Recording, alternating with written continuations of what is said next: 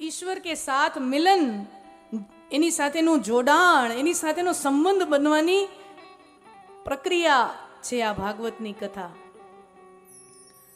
અને કોઈની સાથે સંબંધ કરવો હોય, કોઈ યુવકનો યુવતી સાથે આપણે સંબંધ કરાવતા હોય સમાજમાં, તો પરિચય હોય ને, પેલા બાયોડેટા જોઈએ, નથી વચ્ચે પછી સગાવાલા હોય બે ચાર,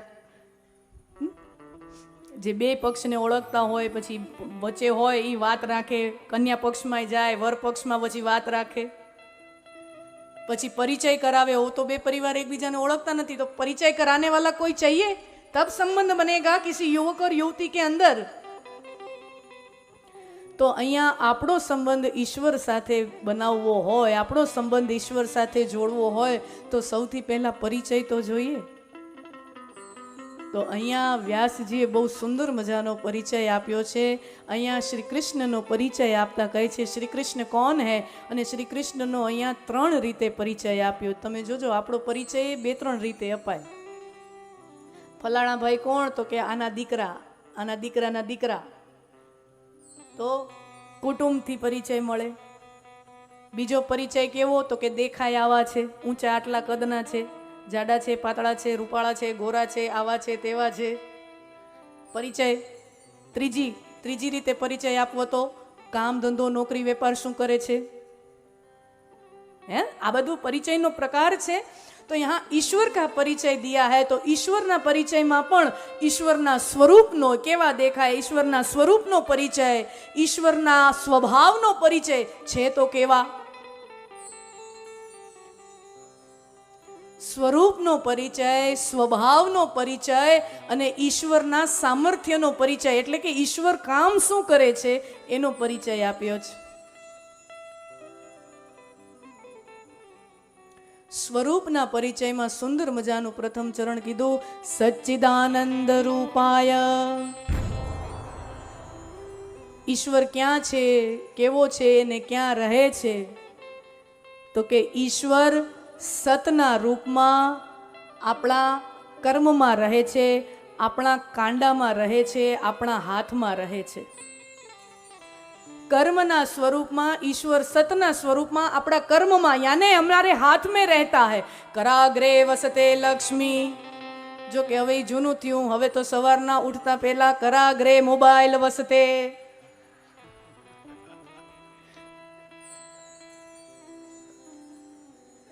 बराबर, ओलू तो जूनू थयुं.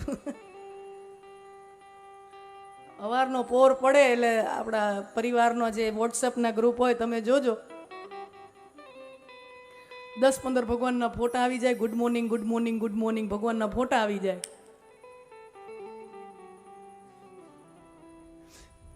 5-7 વર્ષ પહેલા છે ને અમે આવી રીતે પ્રવચનો કરવા જાય ને, તો અમને એવું કહેવામાં આવતું કે જરાક કહેજો જુવાન લોકો હવે મોબાઈલનો ઓછો ઉપયોગ કરે એવું જરાક તમે વક્તવ્યમાં કહેજો.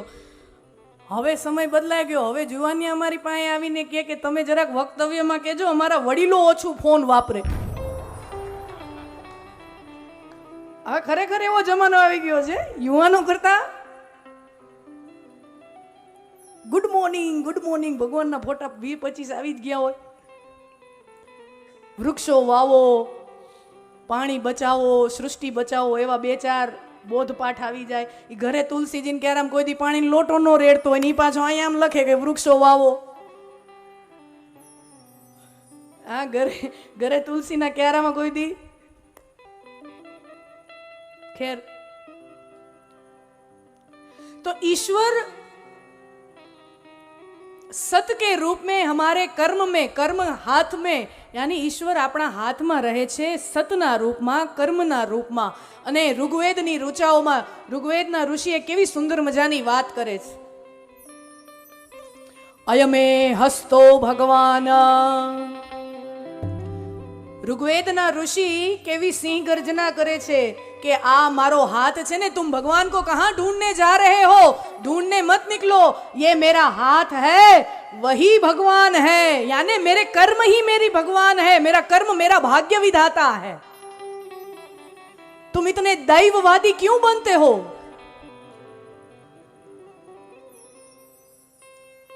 तुम इतने नसीबवादी क्यों बनते हो? સાચું કહું ને તો ખબર નહીં આ અવધારણા આપણે ક્યાંથી આવી ગઈ આપણા વિશે, કે હિન્દુઓ કે ભારતમાં રહેતા લોકો કે સનાતન ધર્માવલંબીઓ કેવા, તો કે ધાયરું ધણીનું થાય, આપણું ધાયરું કાંઈ થાય નહીં, બધુંય ભગવાનના હાથમાં છે, નસીબ ભગવાનના હાથમાં છે. આવી પોકળ વાતો આપણા ધર્મશાસ્ત્રોએ આપી જ નથી, આપણા ઋષિઓએ આપણને આપી જ નથી. આપણા ઋષિઓ એમ કહે છે કે તારું નસીબ લખવા વાળો તું સ્વયં પોતે છો. અયમે હસ્તો ભગવાન, એટલે હાથની રેખા લઈને જ્યાં જ્યાં ભટકમાં, અયમે હસ્તો ભગવાન, તેરા હાથ હી ભગવાન હૈ. અને એના ઉપર ઋષિ છે ને એનાથી ઉપર દાદાગીરીમાં કહે અયમે હસ્તો ભગવાન, અહીંયાથી અટકતા નથી, વધારે દાદાગીરીથી આવે અને કહે અયમે ભગવત તરહ, આ મારો હાથ ભગવાન છે એટલું નહીં, આ મારો હાથ યાને મેરે કર્મ મેરે ભગવાન સે ભી બડે હૈ. મારા કર્મો ભગવાન કરતા મોટા છે. यानी मेरे कर्म में इतना सामर्थ्य है, मेरे हाथ में इतना सामर्थ्य है कि मैं अपना नसीब का निर्माण में स्वयं करता हूं. ईश्वरे स्वतंत्रता आपी છે, આપણું ભાગ્ય ઘડવાની સ્વતંત્રતા ઈશ્વરે મને તમે આપી છે. અયમે હસ્તો ભગવાન અયમે ભગવત તરહ. ન ઘણા અંગૂઠીમાં ઓલા ભરાવીને ફરતા હોય, ઘણાને એમ કે તમને આ ફલાણું કાંક નડે છે તો તમે આ વીંટી પહેરો, ઓલી વીંટી પહેરો, ન પછી કહેતા હોય તો કોકને કીધું હશે કોકને કે ભાઈ તમને શનિ નડે છે, તો કે તમે આ ગ્રહની વીંટી આમ સોનાની વીંટીમાં તમે એ જડી અને પછી પહેરો તો તમારે સારું થઈ જશે. તો પછી સોનીની દુકાને ગયા, વીંટી લીધી, પછી નંગ છે એમાં જડાવ્યો અને પછી પહેરવા માંડ્યા. તો સમય થોડોક ગયો, પછી પૂછ્યું કોઈ કે એના મિત્રએ કે આમ તમને શનિ નડતો તો અને આ વીંટી પહેરવા માંડ્યા સોનાની ને એની અંદર નંગ જડેલો છે તો આમ બધું થઈ ગયું બરાબર, શનિ નડતા બંધ થઈ ગયા? તો કે શનિ નડતા બંધ થયા એ તો ખબર નથી, પણ હવે આ સોની નડે છે.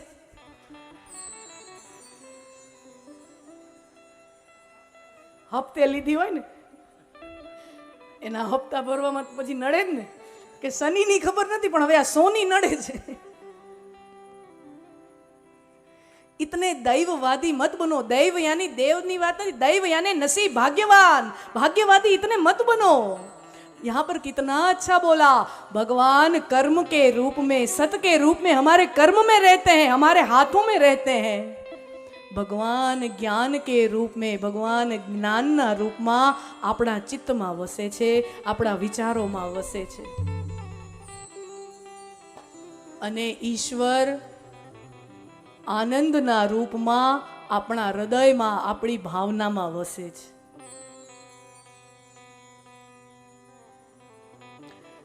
તો ચલો ઈશ્વર આવા છે તો પણ ઈ કરે છે શું? કામ ધંધો નોકરી વેપાર શું? संबंध बनाना है तो संबंध बनाने के लिए ये तो जानना पड़ेगा ना कि वो करते क्या है. तो भगवान शू करे छे? बहु सरस बात कीधी अहींया सूतजीए. विश्वोत्पत्त्यादि हेतवे, भगवान शू करे छे? विश्वोत्पत्त्यादि हेतवे, यानी विश्वनी उत्पत्ति, पालन અને જરૂર પડે તો એ વિશ્વનો સંહાર, લય, આ ત્રણ કાર્યો ભગવાન કરે છે. આ સંસારની ઉત્પત્તિ કરે, સંસારને જન્મ આપે, એનું પાલન પોષણ કરે અને પછી પાછું એને પોતાની અંદર સમેટી લે. ઉત્પત્તિ, સ્થિતિ અને લય. અને સમજો આ વાત, જે ભગવાન કરે છે ને એ બધું આપણે પણ કરી શકીએ અને આપણે કરીએ જ છીએ. કારણ કે આપણે એ જ અંશીના અંશ છીએ. પરમાત્માનો અંશ જીવાત્મા છે.